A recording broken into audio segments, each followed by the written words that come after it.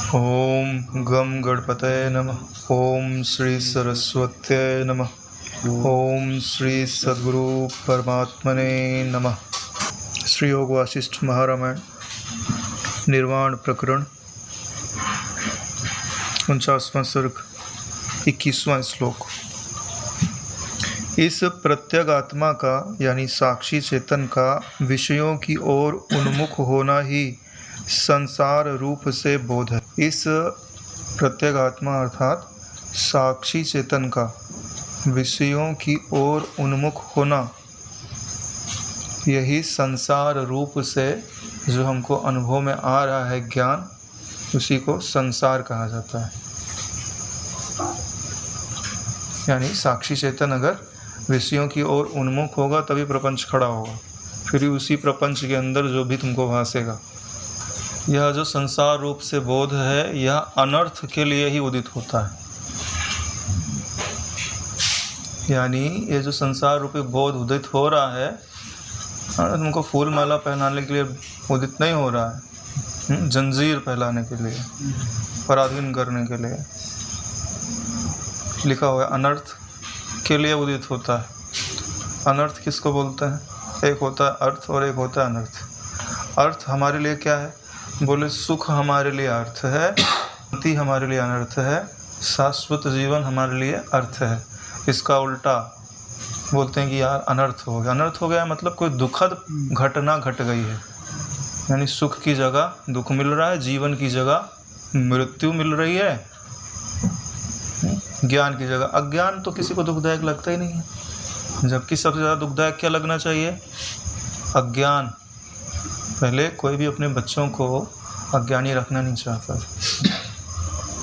बोले अगर ये अज्ञानी रह गया तो यह अपने कल्याण के लिए कोई यत्न नहीं कर पाया। उसकी बुद्धि का विकास होना जरूरी है, क्योंकि उन्हें पता था कि मनुष्य जीवन का उद्देश्य क्या है। कल्याण के लिए उदित नहीं होता है। तो बात क्यों बता रहे हैं? अरे भाई, अपनी चित्त वृत्ति को समय बचा करके जो संसार की ओर उदित हो रही है, विषयों की ओर उदित है, उसको विषयों के प्रकाशक की ओर पलटा दो। बोले अभी हम ये योग वशिष्ठ सुन रहे हैं, क्या हम इस सुनते सुनते भी अपनी चित्त वृत्ति को पलटा सकते हैं क्या? अवश्य पलटा सकते हैं। कैसे पलटा सकते हैं? ध्यान से ये जो आकृति तुमको बैठी हुई दिखाई दे रही है ना, अलग अलग करके रखो, इससे अपने आप को मिक्स मत होने दो। एक युक्ति बताते हैं आपको। जिनको सिद्धि पानी होती है ना, वो आज्ञा चक्र पे ध्यान करते हैं यहाँ, ठीक है। और जिनको ज्ञान पाना होता है वो कहाँ ध्यान करते पता है? यहाँ पे पीछे साइड। यानी भगवान तुम्हारे पीछे खड़े हैं, आगे नहीं। ऐसा ध्यान करो।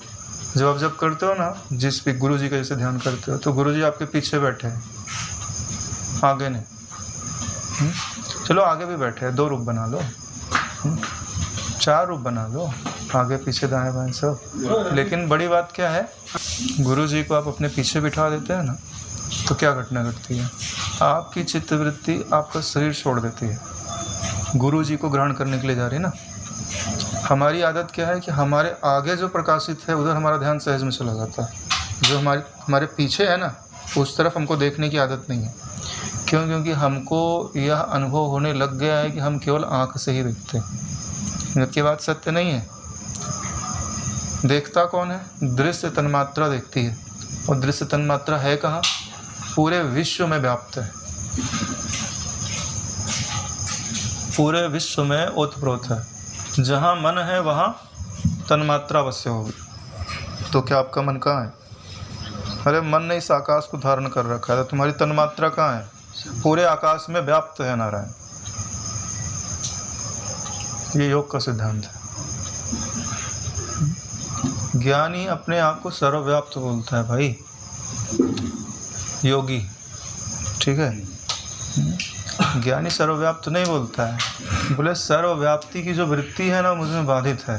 अरे जहाँ तुमको, हाँ, व्याप्त क्या होता है? व्याप्त व्यापक भाव भी वृत्ति पर आधारित है। चाहे मैं एक आकृति में रहूं चाहे पूरे में रहूं, ये दोनों ही वृत्तियां हैं। ज्ञानी सर्वव्यापकता की वृत्ति, पहले तो व्यष्टि से हटाने के लिए सर्वव्यापकता की भावना करते हैं, फिर बाद में क्या बोलते हैं कि जो सर्वव्यापकता है ना, ये बड़ी सी जो वृत्ति है, जैसे उस दिन अनुभव हो रहा था ना उनको, क्या नाम था उनका, योगानंद जी को, कि अनंत ब्रह्मांड है, वो उसी प्रकाश में कहीं ब्रह्मांड बन रहे हैं कहीं मिट रहे हैं। वृत्ति थी ना तभी तो अनुभव में हुआ। तो सब वृत्ति मात्र तो हुए, जो प्रकाश दिख रहे हैं वो ज्ञान नहीं होता तो प्रकाश दिखाई देता, तो सब ज्ञान रूप ही तो हुए, और जब वृत्ति को समेटा तो सब शांत हो गए। तो चाहे वृत्ति तुम्हारे शरीर के भीतर फंसी रहे, चाहे इतनी व्याप जाए कि ऐसा लगे कि बहुत सारे ब्रह्मांड जो हैं मुझ में ही प्रतीत हो रहे हैं, दोनों रहेंगी वृत्ति ही। एक देहाकार है, एक ब्रह्माकार है। लेकिन ब्रह्म तत्व तो क्या वृत्ति का विषय है? अरे नहीं नारायण, वृत्ति उसमें बाधित है। तो ये जब बात इसलिए बता रहे हैं कि ये समझना है कि जो दृश्य तन्मात्रा है ना वो सर्वव्याप्त है। यानी अब मुझे देखने के लिए, किसी वस्तु को देखने के लिए अपने आँखों को उधर ले जाने की ज़रूरत नहीं है। ये आपकी जो क्षमताएं सुसुप्त पड़ी है ना, उनको अनलॉक कर देंगे। ये सिद्धांत समझते हैं। तो आप अपने गुरु जी को पीछे बिठा दो, अब गुरु जी को देखो, तो आपकी दृश्य तन्मात्रा किसको देख रही है? गुरु जी को। आपका शरीर कहाँ छूट गया? गुरु जी के आगे। शरीर छूट जाएगा नारायण। सामने देखोगे तो शरीर नहीं छूटेगा, पीछे देखोगे ना तो आपका शरीर छूट जाएगा। ऐसा लगेगा कि भाई गुरु जी पीछे बैठ करके मेरे शरीर को देख रहे हैं, तो आपके शरीर का आपको क्या दिखाई देगा? गुरु जी किसको देख रहे हैं? भाई गुरु जी को मेरा पीठ दिख रहा है, मेरा दायां हाथ दिख रहा है, मेरा बायां हाथ दिख रहा है। गुरु जी को नहीं दिख रहा है, तुमको दिख रहा है गुरु जी का आश्रय लेकर के। तो तुम क्या बोल सकते हो कि आकाश में व्याप्त दृश्य तन्मात्रा ने मुझे यह बताया कि यह शरीर मेरा दृश्य है। कितनी आसानी से अनुभव हो गया। आश्रय किसका लिया आपने? गुरु जी का, अपने इष्ट का। अलग करना पड़ेगा नारायण। जब तक आप अपने आप को इस देह से अलग नहीं करोगे ना, मज़ा नहीं आएगा। ज्ञान की शुरुआत भी नहीं है। कितना भी बोल लो आप ब्रह्म ज्ञान की बात है, लेकिन जब तक ब्रह्माकार वृत्ति आरूढ़ नहीं होगी ना, तब तक रस नहीं आएगा, प्रकाश नहीं होगा।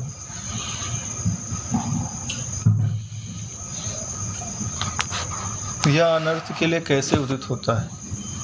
जो विषयों की ओर उन्मुखता है, यह अनर्थ के लिए कैसे उदित होता है, इस पर कहते हैं संसार रूप से उदित हुआ यह बोध बाह्य रूपता को प्राप्त करता है। संसार रूप से उदित हुआ यह बोध, ज्ञानी तो है, वृत्ति शांत थी, बाहर की ओर पूरी, ठीक है, तो जगत भाषा। तो क्या भाषा? ज्ञान ही तो बाह्य रूप में भास रहा है। आंख बंद कर लोगे तो अंतर रूप में भासेगा, दोनों को हटा दोगे तो शून्य रूप में भासेगा, लेकिन रहेगा ज्ञान ही। तभी तो पता चल रहा है, ज्ञान नहीं तो पता कैसे चलता। बाद में संवेदन के कारण वह साकार पिंड रूपता को ऐसे प्राप्त हो जाता है जैसे जड़ता के कारण जल ही जम करके पत्थर रूपता को प्राप्त हो जाता है।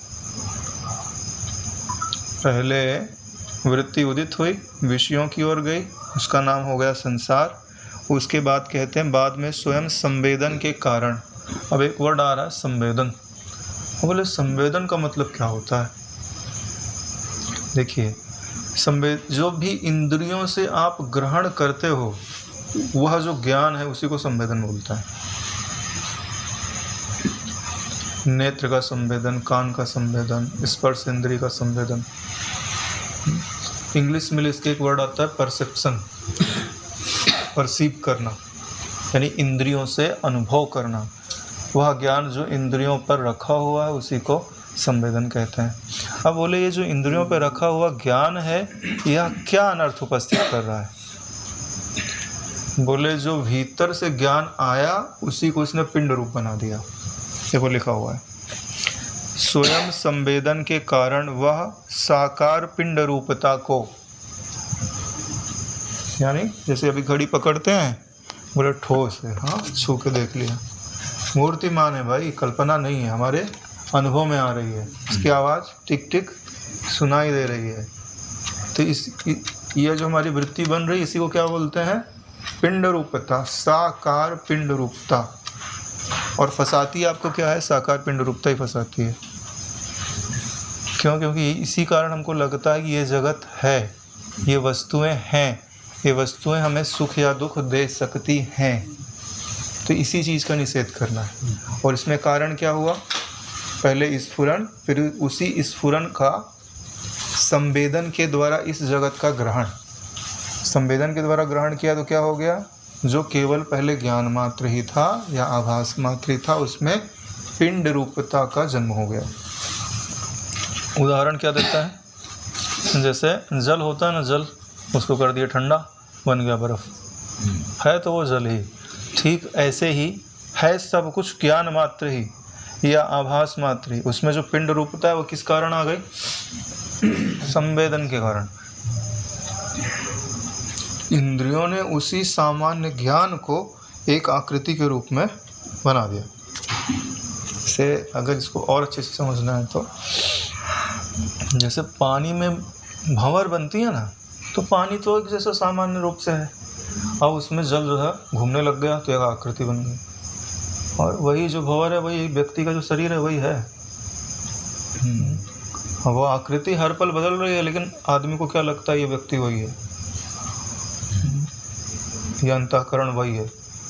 कोई अंतःकरण में नहीं है, अंतःकरण में हर पल नए विचार आ रहे हैं, पुराने विचार जा रहे हैं।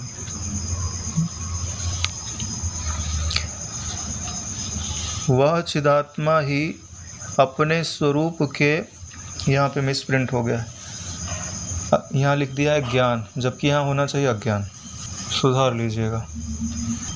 वह चिदात्मा ही अपने स्वरूप के अज्ञान से स्वप्न काल के पदार्थों के समान पिंड रूपता को, यानी पदार्थों के मूर्तिमान आकार को धारण करता है तथा उसके ग्राहक रूप से चित्त बनकर फिर शरीर धारण कर लेता है। दो घटनाएं घट रही हैं। पहले घटना क्या घट रही है कि वह चिदात्मा ही, चिदात्मा का अर्थ समझते हैं ना, ज्ञान आत्मा या ज्ञान स्वरूप अपना मैं, अपनी महिमा में स्थित था जो कहते हो। हुआ क्या? अपने स्वरूप का ज्ञान हो गया। अपने स्वरूप के अज्ञान से क्या हुआ कि वो अपने स्वरूप को खोजने के लिए निकला, लेकिन निकला कहाँ? दृश्य की ओर। तो जब दृश्य की ओर उसका स्फुरन हुआ, तो वही जो स्फुरन था वो संवेदन के साथ मिल गया, और संवेदन के साथ मिलते ही क्या हो गया कि जो ज्ञान था ना, वो पिंड पिंड में बट गया। और इसके लिए उदाहरण क्या देते हैं? जैसे सपने में एक स्फुरन ही तो है जो नाना आकार धारण कर लेता है। और बोले आकार धारण ही नहीं करता, उस आकार को ग्रहण करने के लिए उसके ग्राहक रूप से चित्त बनकर फिर शरीर धारण कर लेता है, यानी दूसरे के शरीर का भी निर्माण करता है, और उन शरीरों का भोग करने के लिए, उन्हें देखने के लिए, उनके साथ खेलने के लिए, बात करने के लिए, है ना, क्रियाएं करने के लिए वो एक शरीर खुद का भी बना लेता है। इसका आपको अनुभव करना है ना, जब आप मनोराज्य करना चालू करते हैं ना, तो क्या होता है? उसमें पहले आपका शरीर नहीं होता है, चिंतन करो, आपका शरीर तुरंत नहीं हंसेगा, लेकिन जब आप गहरे उतरते जाओगे तब उसमें आपका एक शरीर प्रवेश कर जाएगा। जैसे आप दूसरे के बारे में सोच रहे हो कि भाई वो वहाँ गए थे, फिर उसके बाद क्या हुआ, उसके बाद क्या हुआ, वहाँ पे क्या घटना घटी, तो वहाँ आपका शरीर नहीं है, आप उसको खाली देख रहे हो। फिर अगर उसके अंदर आपकी इच्छा उपज गई कि यार मैं वहाँ जाता तो बढ़िया लगता, और उसके अंदर अगर खो गए तो आपका शरीर भी बन जाएगा, और आपको ऐसा लगेगा कि मैं वहाँ जा रहा हूँ, वहाँ मैं गया था, कुछ घटना घटी थी। वही बात यहाँ बताई जा रही है, यानी कि अपने शरीर की प्राप्ति पहले स्टेप का ज्ञान नहीं है, दूसरे स्टेप का ज्ञान है। शरीर बन गया मतलब भली भांति फंस गए नारायण। टीवी देख रहे थे, वो भ्रम था, तब तक ठीक था, ठीक है, कभी भी बंद कर सकते थे, फ्री हो सकते थे। अब वो घटना घट गई कि हम टीवी के अंदर ही प्रवेश कर गए, इतना तादाद, अब फंस गए नारायण। हाँ, अब कोई टीवी के अंदर प्रवेश करे और वहाँ जाके तुमको समझाए कि नारायण तुम तो टीवी के बाहर हो, तब तो होवे, हाँ तो फिर तुम तपस्या करो, ईश्वर प्रसन्न होवे कहीं, फिर अवतार लेवे गुरु के रूप में, झकझोरे जाके तुमको। इस तरह के हजारों विवर्तों से भी चिति में अणुमात्र भी विकार नहीं आता। इस प्रकार हजारों विवर्तों से भी चिति में अणुमात्र भी विकार नहीं आता। विवर्त बोलते हैं भ्रम को। जो वस्तु जहाँ ना हो उसको वहाँ दिखाना, यही विवर्त का काम है। ठीक है, साइंस में हम लोग पढ़ते थे तो एक होती है समंदर में, जब समंदर में एक ऐसी जगह होती है जहाँ ऊपर की वायु काफ़ी सघन हो जाती है, नीचे की वायु हो जाती है विरल। तो जो प्रकाश किरणें नीचे से जाती है ना ऊपर की तरफ किसी सोर्स के कारण से, वो टकरा करके वापस फिर से आती है। तो जो जहाज़ पानी में दिखाई देना चाहिए था वो अपवर्तन के कारण, पूर्ण अपवर्तन के कारण, यानी कि वहाँ जाना चाहिए था, घूम करके वापस आएगी, तो जहाज़ जो है आकाश में उल्टा चलता हुआ प्रतीत होता है। अब सोचो आकाश में कहीं वो भी उल्टी नाव चलती हुई दिखाई देती है। और रिफ्लेक्शन, डिफ्रेक्शन के कारण बोलते हैं। रिफ्लेक्शन तो परावर्तन को बोलते हैं, विवर्तन यानी डिफ्रेक्शन बोलता है। तो समझ में आए, वहाँ आकाश में नाव नहीं है लेकिन दिख रही है, इसी को बोलते हैं विवर्त। विवर्त यानी भ्रम, इल्यूजन है। ठीक है, तो क्या बोल रहे हैं, ये हजारों प्रकार के जो विवर्त हैं या भ्रम है, उससे चिति में अणुमात्र भी विकार उत्पन्न नहीं होता, क्योंकि वे सभी नाम मात्र के ही तो होते हैं। अब वहाँ वो जो जहाज जा रही है, क्या वहाँ के आकाश को दूषित कर रही है क्या? वहाँ खाली दिख रही है नारायण, वहाँ है नहीं वास्तव में। हे रामचंद्र जी, इन अवस्थाओं में चिदात्मा अपने स्वरूप से अन्य भाव को तनिक भी प्राप्त नहीं होता। इन सभी अवस्थाओं में, यानी चित्त के स्फुरन में, चित्त के स्फुरन का संवेदन से जुड़ने में, संवेदन से 5 प्रकार के ज्ञान के द्वारा जो केवल कल्पना मात्र ही आकृतियाँ थी, उनमें पिंडता का उदय हो जाने पर ये जितनी भी अवस्थाएं हैं जगत की, उसमें चिदात्मा अपने स्वरूप से अन्य भाव को तनिक भी प्राप्त नहीं करता। यानी उसे यह बोध है कि मैं चिदात्मा हूँ, यह भ्रम नहीं हूँ। शब्द मात्र की केवल कल्पना से ही भेद की कल्पना की गई है।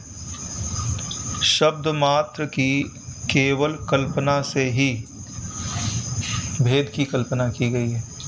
यानी ये जो कल्पना है ना, ये जो भेद है, वो सिर्फ कल्पना में ही है या बोलने मात्र ही है, वास्तव में नहीं है।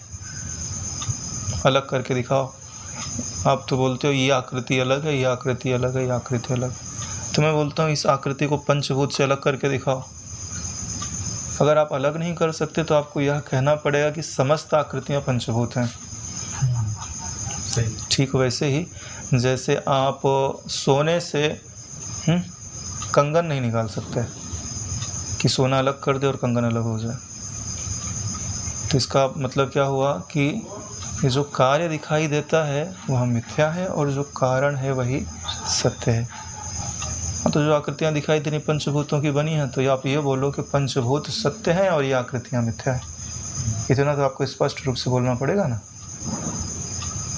फिर पंचभूत में भी देखो, तो फिर आप पाओगे कि आकाश मात्र सत्य है, उसमें आगे के जो 4 तत्व हैं वो उसके कार्य, यानी वो भी नहीं है। फिर बोलो क्या कि मन कारण है और उसका कार्य ये आकाश है। आकाश बोल दो, नहीं आपको और ज़्यादा प्रक्रिया लगानी है तो महातत्व बोल दो, हाँ समष्टि का अहंकार बोल दो, अव्यक्त प्रकृति बोल दो। तो ये सब क्या आएंगे, उसी जो ज्ञान तत्व है उसके कार्य कहे जाएंगे, है ना। 3 तो चीज़ होते हैं। अव्यक्त प्रकृति है, उससे अहंकार उपजता है, अहंकार से महातत्व उपजता है, महातत्व से पंचभूत उपजते हैं, पंचभूत से सारा जगत। हाँ जी भैया, मानव महातत्व एक ही है। ऐसा मन और महातत्व तो बोलते एक ही है। नहीं, थोड़ा difference। समष्टि में जो बुद्धि तत्व होता है ना, अच्छा, उसको महातत्व बोलते हैं। बेस्ट में तो व्यष्टि की बात हो जाती है। तो उसकी पहचान क्या है किसकी? महातत्व की? देखिए, अगर व्यष्टि है तो आपको यह मानना पड़ेगा कि समष्टि भी है। क्यों? क्योंकि व्यष्टि को नियंत्रित कौन करता है? कंट्रोल करने वाला कोई तो होगा। तो जो सबकी बुद्धियों को कंट्रोल करता है, सबकी बुद्धियों का जो एकत्व रूप है, उसी को महातत्व बोलते हैं। और सबके अहंकार का जो कलेक्टिव रूप है, उसे अहंकार तत्व बोलते हैं। ठीक है। और फिर इन सबको किसने धारण कर रखा है? बोले अव्यक्त प्रकृति ने। और अव्यक्त प्रकृति किसका कार्य है? बोले चिति का। चिति रूपी है वो। चित्ती मतलब चित्त। चिति, चिति यानी समस्त चित्त जिससे उपजते हैं और जिसमें लीन होते हैं। ये विचार चलते रहते। हाँ, कोई एक सत्तत्व है जो सबके चित्त को धारण करती है। वो नहीं होगी तो कैसे पता चलेगा? जैसे कि टावर से मोबाइल चलते हैं, उसको चित्ती बोलते हैं। हाँ, जिसने सबके या जितना भी दृश्यमान जगत है ना, इसको जिस सामर्थ्य ने या ज्ञान सत्ता ने धारण कर रखा है, उसको चिति बोलते हैं। वेदांत में यह नहीं बोला जाता, चाहे मानसिक हो, चाहे जागतिक हो, चाहे जो भी हो, वेदांत में यह नहीं बोला जाता कि इसको ब्रह्म ने धारण कर रखा है इस जगत को। क्यों? क्योंकि ब्रह्म को निरुपाधि अनुभव कराना है।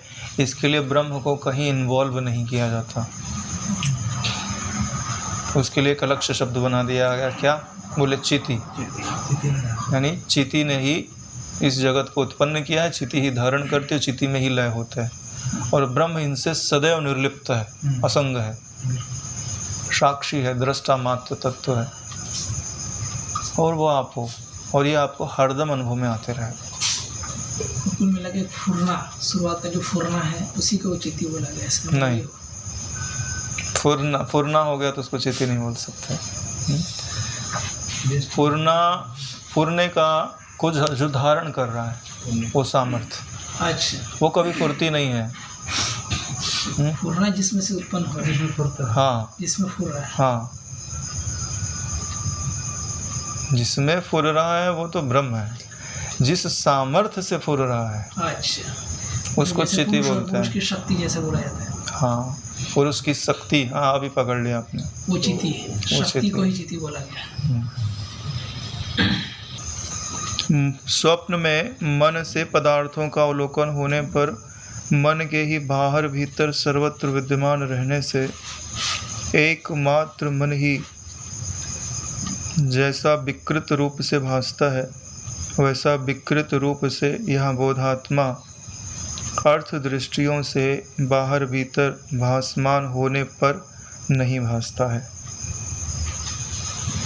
कहने का तात्पर्य है कि स्वप्न में मन से पदार्थ दिखाई देते हैं, यानी कि स्वप्न में मन के अंदर और बाहर, क्योंकि जो आकृति आप स्वप्न के अंदर अपनी देखते हो, उसके बाहर भी पदार्थ अनुभव में आते हैं और भीतर भी पदार्थ अनुभव में आते हैं। तो यह मन की जो एक रूप सत्ता है उसको विकृत रूप से प्रकट कर रहा है, लेकिन उसकी इस विकृति के कारण बोधात्मा में कोई विकृति उत्पन्न नहीं होती है। किसी के लिए लिखा हुआ है कि यह बोधात्मा अर्थ दृष्टियों से, अर्थ दृष्टि का मतलब होता है जो अर्थ हम दृष्टि के द्वारा ग्रहण कर रहे हैं, चाहे भीतर ग्रहण कर रहे हैं चाहे बाहर ग्रहण कर रहे हैं, बाहर भीतर भासमान होने पर नहीं भासता है। भी लगा दो बीच में, भासमान होने पर भी नहीं भासता है। यानी आप एकमात्र ज्ञान सत्ता पर ही निर्भर हो तो उस ज्ञान सत्ता में कितनी भी आकृतियां अनुभव में आएं, वह विकार को प्राप्त नहीं होता है। वह ज्ञान ज्यों का त्यों रहता है, चाहे उसमें तमोगुणी वृत्तियां नाचें, चाहे सतोगुणी, चाहे रजोगुणी, चाहे कामाकार वृत्ति नाचे, चाहे क्रोधाकार वृत्ति। जो ज्ञान तत्व है उसमें कोई परिवर्तन होता है? कोई परिवर्तन नहीं, ज्यों का त्यों। जैसे कुछ भी हो जाए पर्दे पे, चाहे कितना भी अच्छा दृश्य हो, चाहे बुरा हो, चाहे रजोगुणी हो, चाहे सत्वगुणी, चाहे तमोगुणी दृश्य ना चाहे, पर्दा तो ज्यों का त्यों ही रहता है। यही सत्य ज्ञान है और यही धारण करना है। जब आप इस ज्ञान को धारण कर लोगे तब आपके चित्त में अशुद्धि डालने वाला कोई नहीं। बड़ी चीज़ क्या है, क्योंकि आपकी चित्तवृत्ति एक ही जगह लग सकती है, या तो इस ज्ञान में लगेगी या तो कचरा डालने में लगेगी। दोनों काम एक साथ नहीं हो सकते। तो कचरा डालने वाला तो रहेगा ही नहीं। जब आप इस ज्ञान के प्रवाह में अपने चित्त को सतत लगा दोगे तो वासनाएं डालने वाला कौन आएगा। और दैववशात या पूर्व के किसी प्रारब्ध आदि के कारण, उसमें परिस्थितियाँ आदि के कारण वैसी ऐसी वृत्ति बन भी गई तो संबंध ही क्या है उसका उससे। आकाश में दिखने वाला रंग आकाश को रंग नहीं सकता। जितने समय तक आकाश में वो दिखेगा उतने समय है, फिर अपने आप धरती पे गिरेगा। भाई कितनी देर रहेगा आकाश के अंदर। इसीलिए बोलते हैं कि नारायण अभ्यास करके अपने को आकाशवत अनुभव करने का अभ्यास करना चाहिए। नहीं करोगे तो फिर कोई भी वृत्ति बनेगी, फिर वृत्ति के पीछे पीछे चलने लग जाओगे। वृत्ति के पीछे चलने वाला जैसे घोड़े की पूंछ पकड़ने वाले को, हाँ, फिर उसको चोट खाने के लिए तैयार रहना चाहिए। ऐसे ही वृत्ति का आश्रय लेने वाला सदैव दुख का भागी होता ही है। मोटे अक्षरों में लिखा हुआ है, बारीक अक्षर में नहीं, बोल्ड लेटर्स में लिखा हुआ है। आपके हमारे सबके अनुभव से सिद्ध है, जिस पदार्थ से आप सुख की आशा करोगे वह अवश्य दुख देगा, भले प्रारंभ में लगे कि सुख दे रहा है। पूरी प्रकृति, मुझे तो ऐसा लगता है कि एक ही सिद्धांत पे कार्य कर रही है। वो बकरे वाला सिद्धांत है कि वो घास दिखाई जाती है, ठीक है, मुँह लपकने को होता है तो थप्पड़ मार देता है। तभी दर्शन हो सकता है। हाँ, ऐसा कौन सा सुख है जिसने ऐसा व्यवहार ना किया हो। सभी जो है ऐसी थप्पड़ मारते। जैसे किसी को खाने का शौक हो तो खा तो लेता है, फिर बाद में पेट परेशान करता है, या आगे चल करके हाँ फिर इकट्ठे ही थप्पड़ मिलेंगे। मीठा खाने का बहुत शौक है, डायबिटीज़ ले लो, फिर ख़त्म ही होगा। खाना तो कहीं का कहीं गया, थप्पड़ रोज़। हाँ, कड़वा रोज़ खाओ, मीठा जितना नहीं खाओ उससे रोज़ कड़वा खाओ, और ऊपर से शारीरिक परेशानी से अलग। पूरी प्रकृति इसी सिद्धांत को दिखा रही है कि ये जो 5 संवेदन के ज्ञान हैं, दिखाती है। खाओगे क्या, तुमने जैसे बोला हाँ तो एक थप्पड़ पड़ेगी, ठीक है, फिर दिखाएगी खाओगे क्या, हाँ तो चतुराई क्या है, बकरे की तरह समझ लो कि ये खाने की वस्तु नहीं है, ये देखने की वस्तु है, ठीक है। इसीलिए बोलते हैं कि जो विचारवान होते हैं वो बाजार से गुजरते तो हैं लेकिन खरीदार नहीं होते। ये जो जगत बनाया गया ना, ईश्वर ने बोला बढ़िया है, ये उपवन है, जाओ एक को फूल तोड़ना मत, ठीक है। अगर तुमने तोड़ लिया ना फूल तो नारायण तुम फंस जाओगे। देखो घूम के आ जाओ। और तुमने क्या किया, बढ़िया लगा यार इसको ले चलते अपने साथ, और तुमने तोड़ लिया, माली ने पकड़ लिया, फूल कैसे तुमने तोड़ लिया, ठीक है। अब ऐसा करो, ये जो पौधा है ना, जब तक ये दूसरा फूल निकल नहीं जाए तब तक तुम इसको सींचो, इसको खाद दो, पानी दो और यहीं रहो। पकड़ लिया। ऐसे ही हम इस जगत में आए और निरीक्षित रहना था, हमने इच्छाएं की, और इच्छाएं करके यहीं की कुछ वस्तुओं का क्या किया, उपभोग, उपयोग नहीं किया। उपयोग क्या था कि दृष्टि मात्र देख करके निकल लेना था, यह था उपयोग। उपभोग का मतलब है सुख के लिए हमने उसका उपभोग करना चालू किया, तो क्या हो गया, फूल तोड़ लिया हमने। तो बोले तुमने जो है यहाँ की वस्तुओं का उपभोग किया है तो फिर इसका मूल्य चुकाओ, वृक्ष आदि बन जाओ, और जो तुमने फल आदि खाए हैं अब दूसरों को फल प्रदान करो, ठीक है। और इसी चक्र में फिर एक फूल उगा नहीं, फिर से वासना जाएगी, फिर दूसरा फूल तोड़ लिया। अब कौन समझाए कि ये उपवन तोड़ने के लिए नहीं था, खाली देखने के लिए था, देख करके निकल जाना था।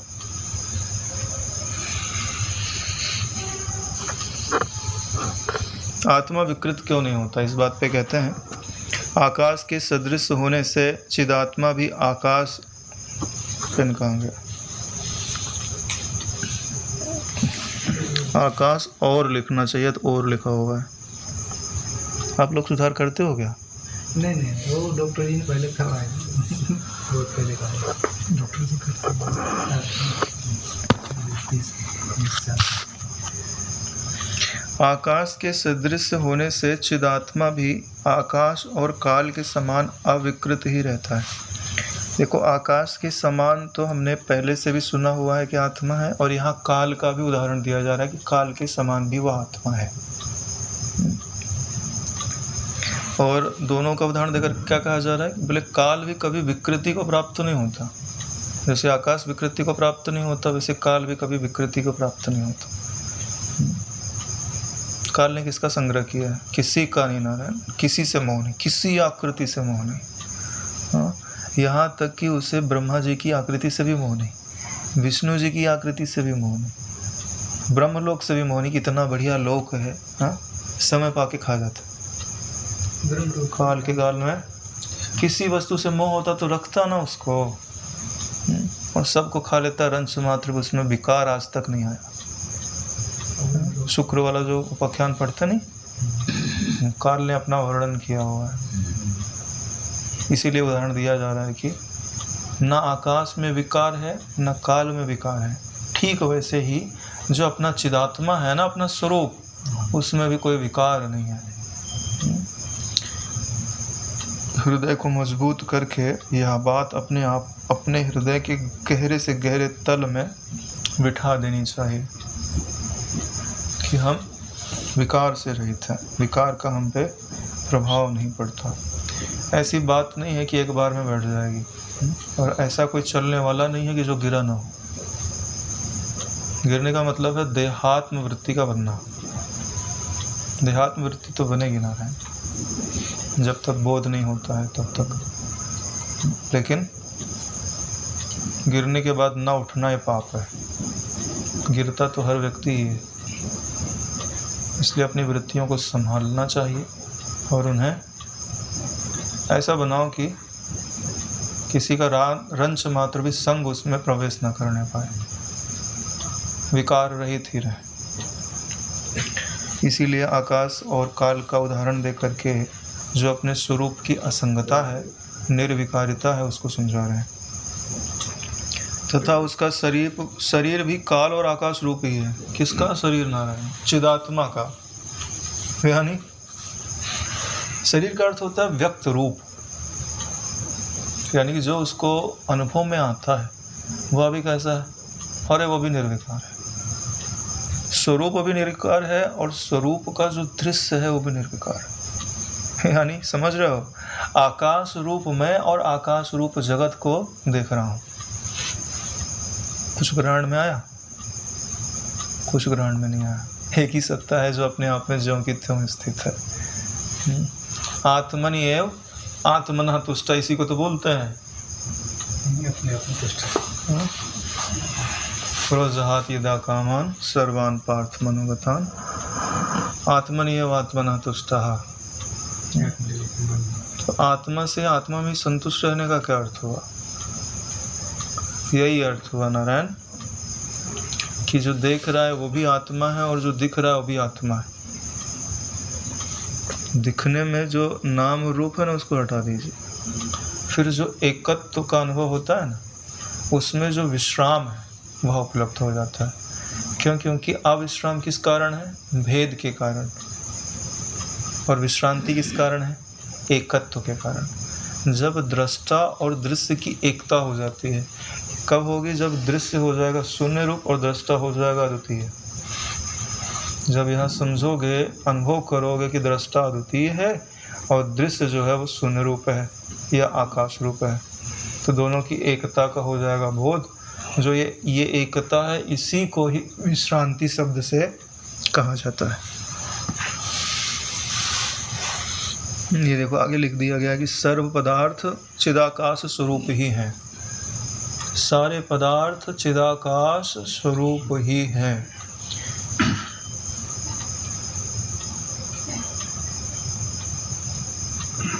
जब यह ज्ञान आप अपनी बुद्धि में धारण कर लेते हो ना, वो भी ऐसे धारण करते हो कि फिर यह जो निश्चय है उसको कोई बदले नहीं, तो आपकी बुद्धि क्या कही जाती है? स्थिर बुद्धि। ठीक है। और जब बुद्धि हो जाती है स्थिर, तो स्थिर बुद्धि में उस तत्व की भावना उत्पन्न होती है। जब भावना उत्पन्न होती है तो लेकर के आती है शांति, और जब शांति आती है तो वही शांति लेकर के आती है आत्मसुख। ठीक। पहले होता है निश्चय, फिर उस निश्चय के द्वारा जो आत्म तत्व है उसका भाव उपजता है, और उसको आप प्रयत्न पूर्वक आत्म भाव को बढ़ाओ, तो फिर आत्म भाव के पश्चात आती है आत्म शांति।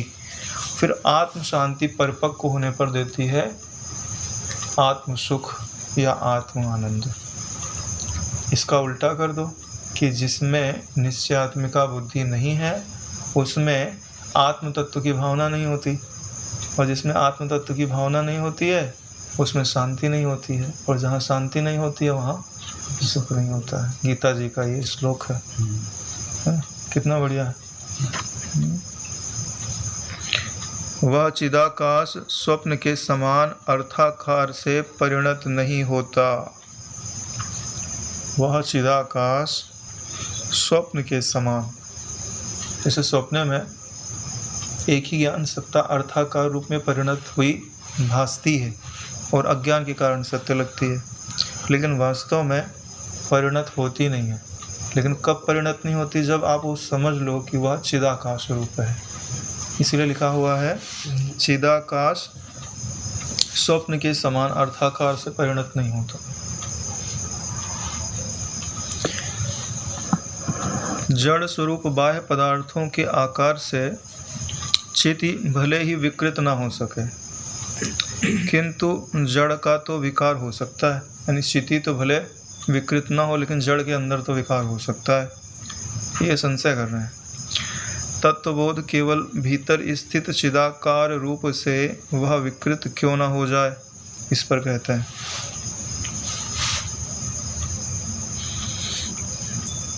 जैसे जड़ बाह्य पदार्थों के आकार से चिति विकृत नहीं हो सकती, वैसे ही जड़ बाह्य पदार्थता भी तत्वबोधवश भीतर स्थित चिदाकार रूप से विकृत नहीं हो सकती, क्योंकि सर्वथा असदृश जड़ पदार्थ कहीं भी बोध रूप नहीं हो सकता। यहाँ कहने का तात्पर्य है कि जड़ बाह्य पदार्थों के आकार से जो चिति है उसमें विकार उत्पन्न नहीं। विकृति का अर्थ होता है कि उसके अंदर कुछ खराबी उत्पन्न कर देना या उसके स्वरूप को दूषित कर देना। जैसे दूध में कुछ ऐसी वस्तु डाल दो कि दूध जाए फट, और फिर वह दूध कहलाने की संज्ञा उसकी खत्म हो जाए।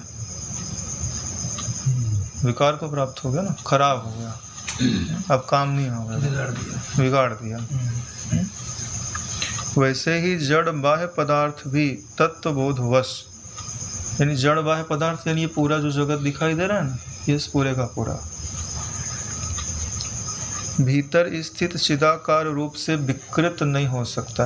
यानी कि इसके कारण जो बाहर का जगत दिखाई दे रहा है, आपको तत्वबोध हो गया तो आपको क्या अनुभव में आता है कि जो मैं हूँ वो कैसा है? चिदाकाश रूप या चिद आकार रूप। तो सब क्या हुए? ज्ञान रूप हुए ना। तो ये जो जड़ पदार्थ हैं, क्या उस ज्ञान में विकार उत्पन्न कर पा रहा है? नहीं उत्पन्न कर पा रहा है, क्योंकि ज्ञान और ज्ञान में अंतर नहीं होता। एक स्वरूप होगा तो क्या करें?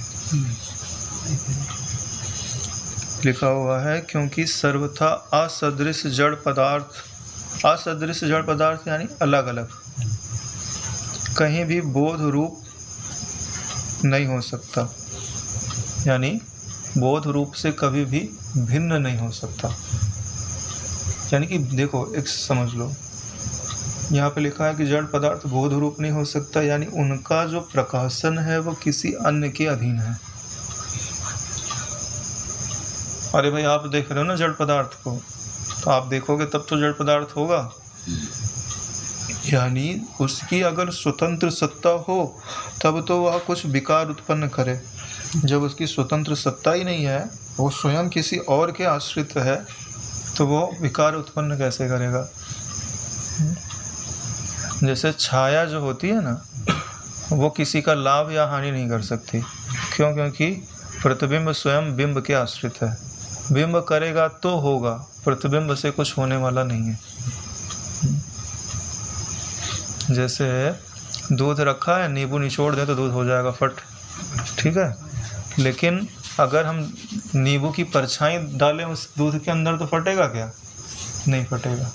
ऐसे ही ये जड़ पदार्थ जितने भी हैं वो स्वरूप में प्रतिबिंब मात्र हैं। प्रतिबिंब मात्र होने के कारण वो उसमें कुछ विकार उत्पन्न नहीं कर सकते। चिदात्मा दृश्य दशा को प्राप्त नहीं होता।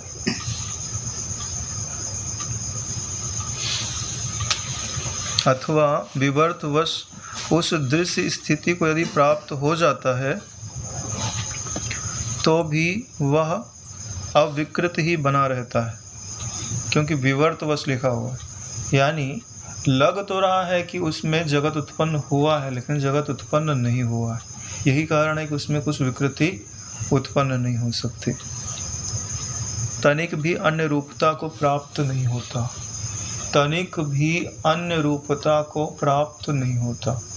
ये जो ज्ञान आप सुन रहे हैं ना, इसकी धीरे धीरे हृदय में भावना भी करते जाइएगा, तब इस ज्ञान का जो फल है वो प्राप्त होता है। देखिए, सुबह से लेकर के शाम तक हमारा एक ही प्रयास होता है कि हमारी जो ब्रह्माकार वृत्ति है हम उसको समझ लें और उसको प्रतिपल बढ़ाते रहें। जो अभी हम चर्चा करने के लिए बैठे हैं, इसका एक उद्देश्य है क्या? ब्रह्माकार वृत्ति के स्वरूप को समझना, समझ करके बढ़ाना। अगर यह ध्येय नहीं रहेगा तो जैसे आपको जंजीर की आवश्यकता हो किसी चीज़ को बांधने के लिए, लेकिन आप लोहा ला के रख दो, उससे जंजीर का निर्माण नहीं करो तो लोहा क्या करेगा? तो आपका जो ज्ञान है वो एक जंजीर की तरह बंध जावे तो उससे आत्मा रूपी पर्वत पर चढ़ने के लिए वो काम आ सकता है। लेकिन अगर बिखरा रहेगा तो कोई काम नहीं आएगा। तो मैं तो यहाँ आशा करता हूँ कि आप लोग रोज़ यह दृढ़ भाव करते होंगे कि यह जो जगत है वो मेरा ही स्वप्न है। यानी एक ही ज्ञान सत्ता विद्यमान है और उसी में अज्ञानवश या भ्रमवश या खेलवश, यानी कि समझ लो मेरा खेल है कि मेरे खेलवश यह दृश्यमान जगत प्रकट हुआ है। तो इसमें जितनी भी आकृतियाँ दिखाई दे रही हैं वह कल्पना मात्र है, जैसे सपने की होती हैं, सिर्फ दिखने मात्र हैं, नाम मात्र हैं। यहाँ कोई शत्रु नहीं है, यहाँ कोई मित्र नहीं है। अज्ञान काल है या स्वप्न काल है तब तक ही इनका अस्तित्व है, नहीं तो नहीं है। ऐसा जो आपका दृढ़ निश्चय है उसको हमेशा नाना प्रकार के विचारों के द्वारा, भावनाओं के द्वारा उसको पोषित करते रहे। और जब ऊर्जा की कमी पड़ जाए तब ध्यान करिए, जप करिए। कभी कभी ऐसा लगने लगे कि कुछ समझ में नहीं आ रहा है तो गुरु जी की शरणागति ले लीजिए। केन प्रकारेण अपने को अपना महल बना लेना है, चाहे उसके लिए भिक्षा मांगनी पड़े, चाहे डाका डालना पड़े। डाका डालने का मतलब होता है कि दूसरे का ज्ञान बिना पूछे उठा के ला लेना। हाँ, वैसे महापुरुष तो लुटने के लिए ही तो बैठे हुए हैं। हाँ, माया ठगनी ने ठगा या सारा संसार, जो ठगिया ठगनी ठगा, ठग लो उसको, चुरा लो, लूट लो उसका ज्ञान।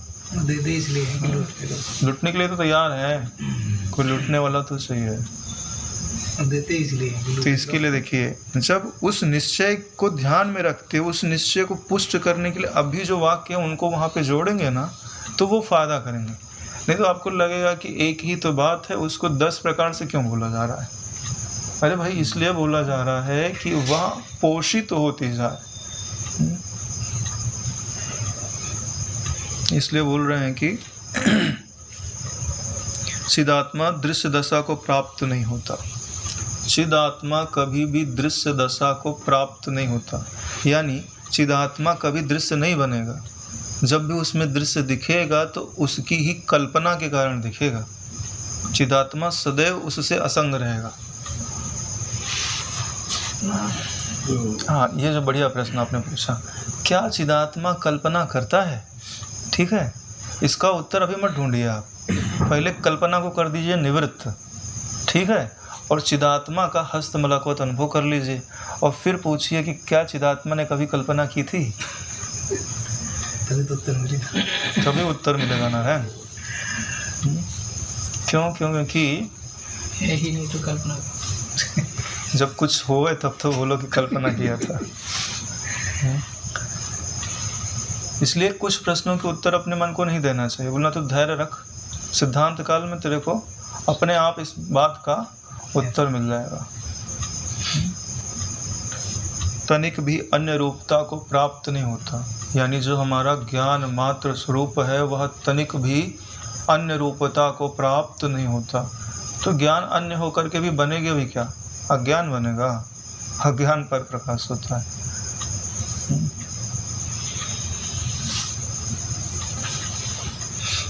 सर्वथा शुद्ध बोध स्वरूप एक आत्मा का सप्तम भूमिका में परिणित रूप उदय हो जाने पर बोध और अबोध रूपी अर्थ और शब्द का भी श्रवण समाप्त हो जाता है। सप्तम भूमिका में शब्द और अर्थ का भी जो श्रवण है ना, वो समाप्त हो जाता है। सर्वथा शुद्ध बोध स्वरूप एक आत्मा का, सर्वथा का मतलब होता है सब समय, सब भांति से, हमेशा अपने आप को कैसा अनुभव कर रहा है कि मैं शुद्ध बोध स्वरूप हूँ सारी परिस्थितियों में, लेते देते, खाते पीते, चलते फिरते, ध्यान करते, जप करते, समाहित चित्त होते। जब तक वृत्ति है तब तक, हाँ वृत्ति नहीं तब तो फिर उसका ही राज्य है। परेशानी तो तब तक है जब तक वृत्ति है। एक बार वृत्ति से नाना तो धो दिया गया, फिर वृत्ति को स्वरूप से एक कर दो, हो गया काम पूरा। लेकिन स्वरूप से एक करने के पहले नाना तो धोना पड़ेगा। नानात्व का अगर छोटा सा भी कण रह गया उसके अंदर, तो फिर से जब वो नाना कण फिर से उसको वापस लेके आएगा। इसलिए भी सूक्ष्मता लगती है कि कहीं भेद के संस्कार सहित तो हम नहीं जा रहे हैं उस ब्रह्म में सोने के लिए, तो फिर सन्मात्र में चिदेक रस सन्मात्र में बिस्तर नहीं लगेगा। किस में लग जाएगा? जड़ सन्मात्र में बिस्तर लग जाएगा। कारण प्रकृति में हाँ सो जाओगे आप, ब्रह्म तक नहीं जाओगे। ये पता कैसे चलेगा कि सारे संस्कार भूल चुके? पता कैसे चलेगा? हाँ भाई ये भेद के संस्कार सारे खत्म हो गए। हाँ, बहुत बढ़िया प्रश्न है आपका। पता तो चलना चाहिए। पता तो चलना चाहिए।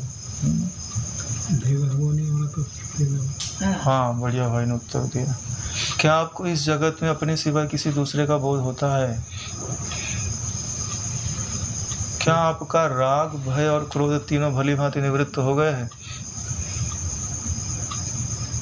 क्या आप अपने आत्मा से ही आत्मा में संतुष्ट हो? क्या आपकी इंद्रियां भली भांति आपके वश में हैं?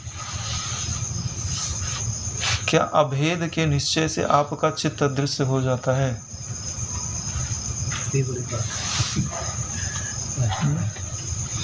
क्या आप उस समुद्र की भांति हो गए हो जिसमें समस्त कामनाएं प्राप्त होने के उपरांत भी रंच मात्र विक्षेप नहीं है?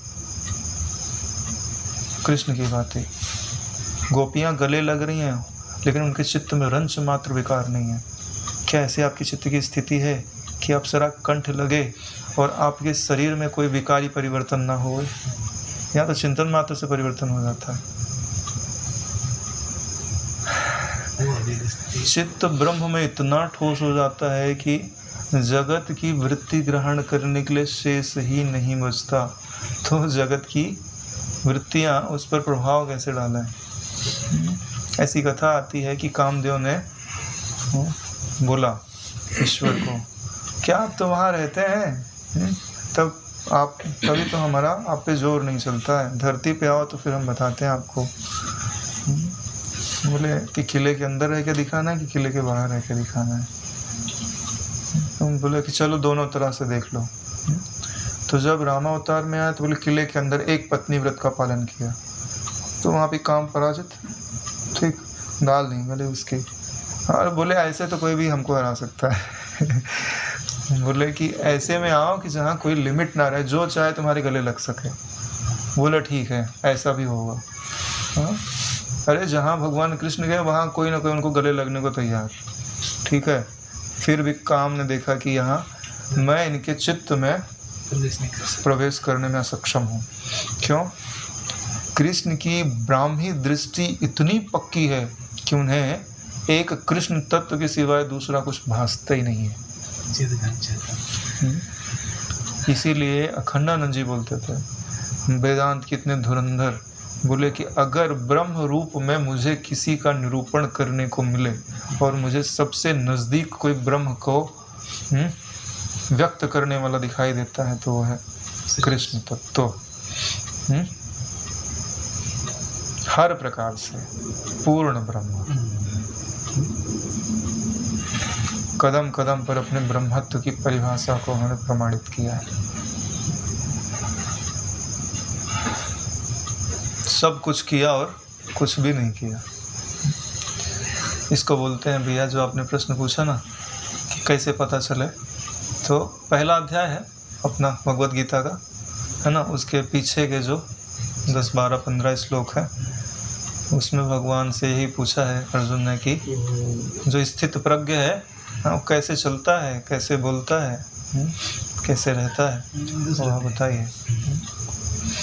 तो वहाँ ये चीज़ बताई हुई है। कभी अवसर मिला तो हम भगवत गीता पे एक बार चर्चा अवश्य करेंगे। चलिए आज यहीं विश्राम लेता है।